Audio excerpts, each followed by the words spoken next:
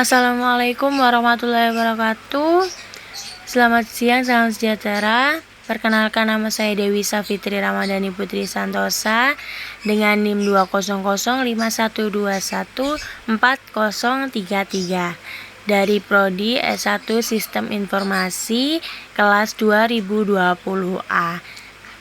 Di sini saya kembali untuk menjelaskan mengenai penjadwalan proses Shortest Remaining First atau yang biasanya disingkat SRF untuk memenuhi tugas mata kuliah Sistem Operasi dengan dosen pengampu Bapak Agus Prihanto, Sarjana Teknik Magister Komputer.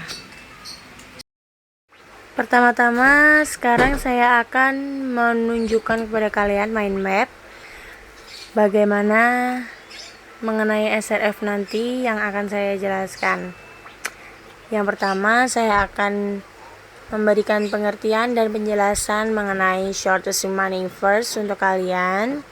Yang kedua, saya akan membahas kelemahannya agar kalian tahu bahwa shortest remaining first atau SRF memiliki kelemahan. Yang ketiga, nanti akan saya berikan contoh untuk perhitungan SRF atau shortest remaining first ini agar kalian mengerti dan bisa mencobanya sendiri. Yang terakhir, yang keempat, yaitu saya akan memberikan contoh implementasi mengenai SRF pada kehidupan sehari-hari sehingga kalian mengerti bahwa itu adalah kegiatan pengimplementasian dari shortest remaining first. Mungkin kalian banyak yang sudah mendengar mengenai shortest remaining first ini atau bahkan paham dan lebih paham dari saya.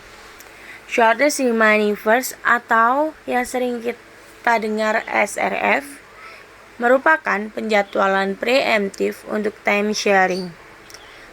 Gimana sih maksudnya? Nah, maksudnya preemptif untuk time sharing itu proses tidak diberi waktu pemroses, maka pemroses dapat diambil alih oleh proses lain. SRF ini merupakan penjadwalan berprioritas dinamis. Dalam penjadwalan ini dilakukan dua langkah utama, yaitu yang pertama, setiap kali kita memperhatikan saat proses tiba atau saat proses selesai. Yang kedua, menghitung lama sisa proses dari semua proses yang ada pada saat itu. Mungkin kalian tahu bahwa SRF ini melengkapi SCF. Ya, benar sekali. SRF bisa melengkapi SCF. Pada SRF, proses dengan sisa waktu jalan estimasi terendah dijalankan, termasuk proses-proses yang baru tiba. Seperti itu. Shortest remaining first atau SRF mungkin bisa melengkapi SJF atau shortest job first. Namun, SRF sendiri atau shortest remaining first itu memiliki kelemahan yang tidak banyak, namun tidak sedikit pula. Proses penjadwalan shortest remaining first atau SRF memiliki beberapa kelemahan sebagai berikut. Yang pertama, tibanya proses-proses kecil akan segera dijalankan. Yang kedua, job-job lebih lama. Berarti dengan lama dan variasi waktu tunggu lebih lama dibandingkan short job first atau SJF. Yang ketiga, mempunyai overhead lebih besar dibandingkan short job first atau SJF. SRF perlu penyimpanan waktu layanan yang lebih dihabiskan job dan kadang-kadang harus menangani peralihan. Seperti itu kelemahan dari shortest remaining first, semoga dipahami. Sekarang saya akan menjelaskan. Menurut beberapa para ahli dan penelitian, shortest remaining first atau SRF memberi waktu tunggu minimum. Tapi karena adanya overhead peralihan, maka pada situasi tertentu shortest job first atau SJF bisa memberi kinerja yang lebih baik dibandingkan shortest remaining first atau SRF ini. Algoritma SRF atau shortest remaining first biasanya digunakan sebagai sistem penjadwalan proses produksi suatu produk usaha yang bertujuan untuk memaksimalkan efisiensi produk sehingga dapat menekankan biaya pengeluaran. Sudah sampai sebegitu aja penjelasan saya. Sekarang saya akan memberikan contoh perhitungan kepada kalian. Nah, seperti ini contoh perhitungan saya. Bisa kalian lihat pada layar Anda semuanya. Misal, di mana proses tiba dengan urutan A, B, dan C pada waktu yang disebutkan sebagai berikut. Kalian lihat pada tabel yang ada di layar Anda. Maka Gencard-nya akan seperti yang ada di bawah itu. Kenapa sih Gencard-nya bisa seperti itu? 0, 1, 2, 5, 10, dan 20. Begini penjelasannya, saya akan jelaskan kepada kalian. Pertama, selalu kita mulai dengan angka 0 dan proses A dengan burst time 11 ms dieksekusi. Karena pertama kali datang proses A itu. Kemudian proses B datang pada arrival time 1 ms dengan burst time 6 ms yang lebih singkat dari proses A. Dan masukkan burst time A yang diproses adalah 1. Kemudian dibandingkan antar burst time. A tinggal 10 ms untuk menyelesaikannya dan B memiliki 6 ms untuk menyelesaikannya. Mana yang lebih singkat untuk dikerjakan duluan? Dan ternyata B lebih singkat.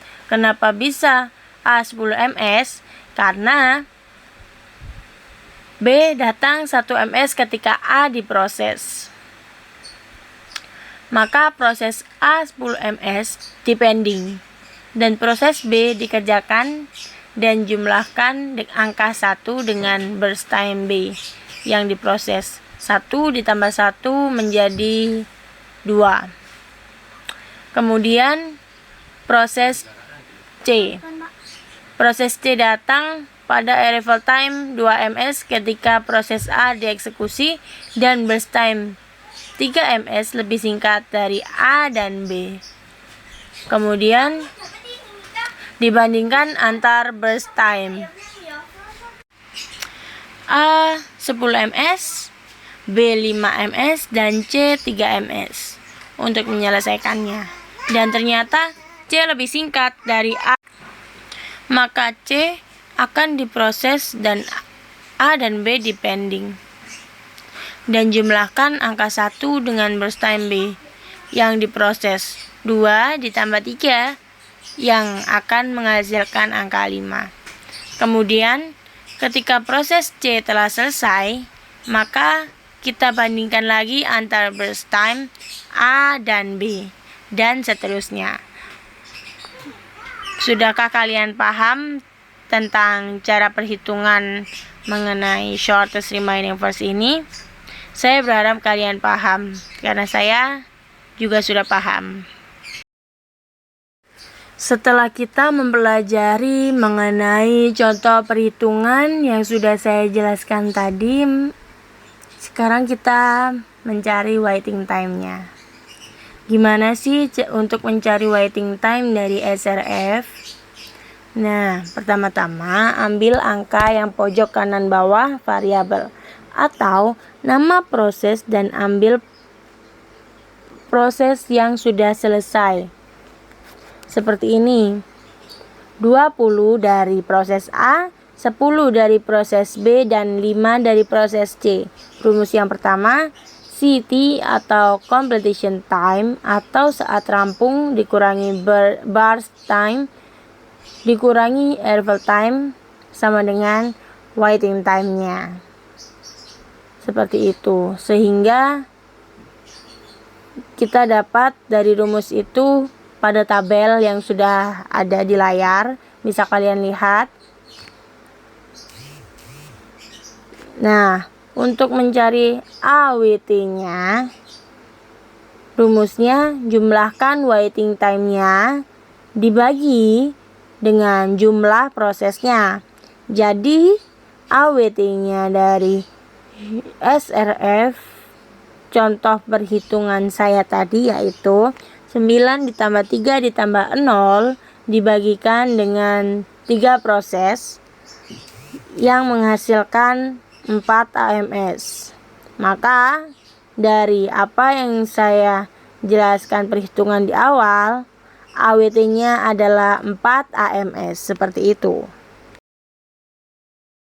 Saya berharap apa yang sudah saya berikan dari awal hingga sekarang bisa kalian pahami. Ya, setidaknya kalian bisa mengetahui mengenai short remaining verse, cara perhitungannya, bagaimana cara mencari WT-nya.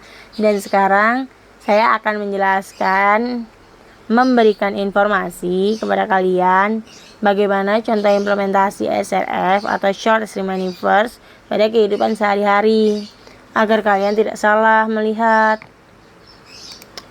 Nah, di sini saya mempunyai restoran. Restoran ini mempunyai pembeli atau pelanggan 3. Namun, mereka membuat pesanan yang berbeda-beda. Pembeli pertama memesan 2 makanan dan 3 minuman. Pembeli kedua memesan 5 makanan dan 10 minuman. Pembeli ketiga memesan 1 makanan dan 1 minuman. Nah, jika kita menggunakan cara SRF atau short remaining verse, maka restoran saya akan mendahulukan pembeli dengan pesanan yang sedikit. Seperti itu cara kerja SRF, yaitu pembeli ketiga akan mendapatkan makanan terlebih dahulu karena dia memesan 1 makanan dan 1 minuman. Lalu dilanjutkan dengan pembeli pertama yang memesan 2 makanan dan 3 minuman. Yang terakhir yang akan diselesaikan adalah pembeli kedua karena dia memesan banyak makanan dan banyak minuman, yaitu 5 makanan dan 10 minuman. Seperti itu. Semoga kalian paham ya tentang contoh implementasinya. Sudah sampai penghujung penjelasan saya. Saya ucapkan terima kasih dan mohon maaf atas apa yang sudah saya ucapkan. Mungkin ada salah-salah kata atau salah-salah penjelasan. Saya mohon maaf kepada kalian semuanya.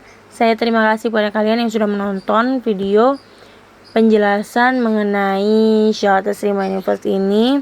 Dan saya berharap semoga apa yang saya jelaskan bermanfaat untuk kalian semua dan untuk saya juga, karena video kali ini untuk memenuhi tugas mata kuliah saya. Saya berharap semoga saya bisa menjadi lebih baik lagi. Terima kasih, sekian. Wassalamualaikum warahmatullahi wabarakatuh.